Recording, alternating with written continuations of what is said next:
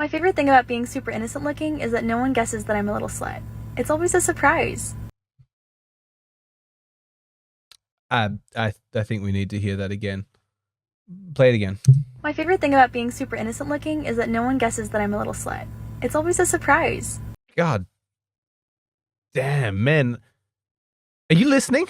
That clip, that one hurts to hear. I think as men, we want to be brave and honorable and do like heroic protective deeds. And I think a large part of what drives the cultivation of that sort of masculinity is that instinct that tells us that we need to protect the women of our tribe. We want to use our masculinity to protect their beauty, their purity, their virtue. And then when you see a woman like this, it just saps you of your motivation. Maybe that's why there's so many weak men in the culture at the moment, is there's not enough like virtuous feminine women to actually inspire proper masculinity. What man is going to want to struggle and suffer on her behalf to protect her what? Her dignity, her virtue, her purity?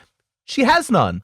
She thinks it's funny. Her favorite thing about her sweet, innocent appearance is that it surprises people when they find out that she's a slut. Why exactly is that your favorite thing? Is it because you can get away with sleeping with like a bunch of guys and then not have the reputation of being promiscuous because no one suspects that of you? Is it because after sleeping with 100 men, you're still going to be able to find some poor sucker to wife you up because he's not going to believe that you could have ever had such a colorful past? Is it because you get some kind of perverse pleasure out of having men think the best of you, and it's funny and enjoyable to you when you actually subvert their expectations and reveal you're a much lower quality woman than they thought? Is it fun for you in some way to like shock them, like, you wouldn't suspect I'm the kind of girl who has no standards and just sleeps with anybody? God, I hope it's not that one. For some reason, that one seems like the darkest. I don't know exactly what the source of her pleasure is here, but she is giving us an important reminder of the age-old lesson: do not judge a book by its cover. Every single man needs to watch this video, because unless you really understand what I'm saying here,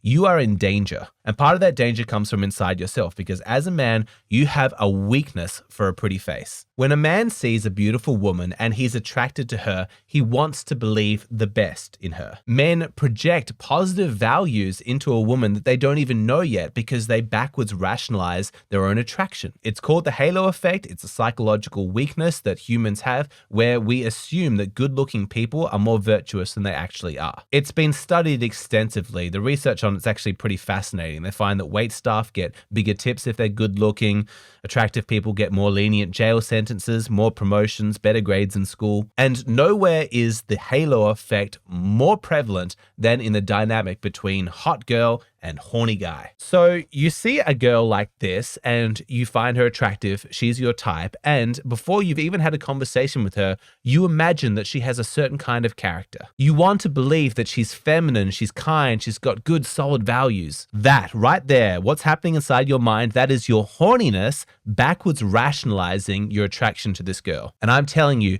you have to be suspicious of your own cognitive bias. That girl you like, the one that you find attractive, she might not seem on the surface like a for the streets kind of girl, but you don't know. And you would be shocked at what some of these girls have gotten up to. How many guys did you have sex with? 56. I have 25 right now. 25 is crazy. Wait. You're saying 25 bodies while I'm 22 is crazy. What's your body count looking like right now? I can't even tell you. It's like 45. How old are you again? 20. 20, and your body count is 45. 45. If you want to make sure that you're not wifing up a girl who's already been with 50 guys in the past, you cannot rely just on her appearance, saying, well, she doesn't look like a promiscuous girl. Now, you might be saying, Alexander, that's so obvious. Of course you don't look at her appearance. You have to look at a woman's behavior, right?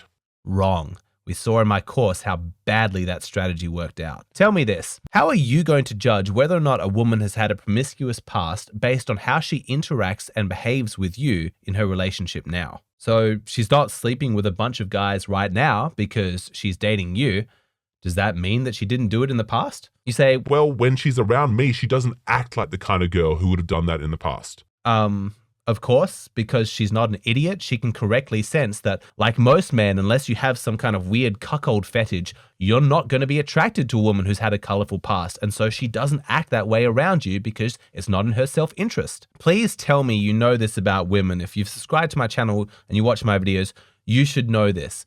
Women morph their personalities to suit the man that they're with. They're like romantic chameleons, and this is especially true of young women who are still learning about themselves, discovering the world, still forming their identity. They don't know who they are, and so all of that loose, feminine energy can kind of flow in lots of different directions. Understand, feminine energy does not have the clearly defined boundaries that masculine energy does. It's very different. Those masculine guys that you look up to, you know where they stand. They're clear, they're concise, their words match their actions. Just from talking with them, it's clear who they are and what they're about, but women are not like that. When it comes to their sense of self, they're a lot more flexible and they will change and adapt based on the man that they're with. Young women often have an array of different personalities that they change into based on the person that they're interacting with. When she's with you, she's this kind of person. When she's with her friends, she's that kind of person. With her family, this kind of person. With her ex-boyfriends, a completely different person. You see what I'm saying? Now that your girlfriend is with you, the data has been corrupted. Who your girlfriend is now, how she's acting, how she's behaving,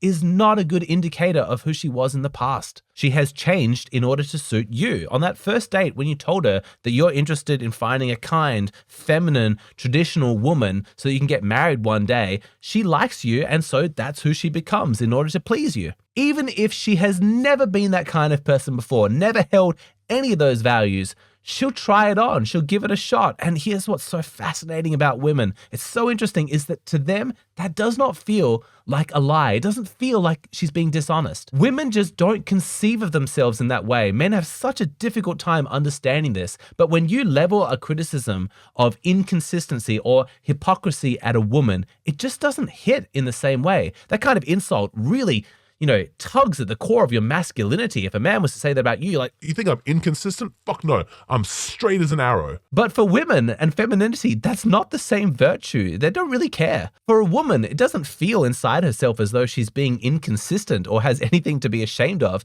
It just feels to her like she's discovering new parts of herself. She's just flowing with the energy. She's just emphasizing new aspects of herself. That's the feminine way of doing things. And here's the thing is, I don't even really have a problem with that. Like that kind of feminine energy can be really great. If she's growing and changing as a person, that's good. We encourage that. And if she's changing based on her interactions with you, she's changing her behavior, her value system to adapt to you, that's a good thing. That means that she sees you as a high quality person who has good values. And so, yeah, it's a logical step for her to take. It's very rational for her to start to mimic parts of your personality. All that's a positive thing. I'm not criticizing it. But what I am saying is that all of that positive stuff that you're seeing now based on her relationship with you, it means jack shit about how she was in the past. So if you really want to know what she was up to before she met you, what kind of a life she was living, how many men she's been with, all of that stuff, you can't judge her based on her appearance and you can't judge her based on her behavior now. You're going to have to talk about it. That's your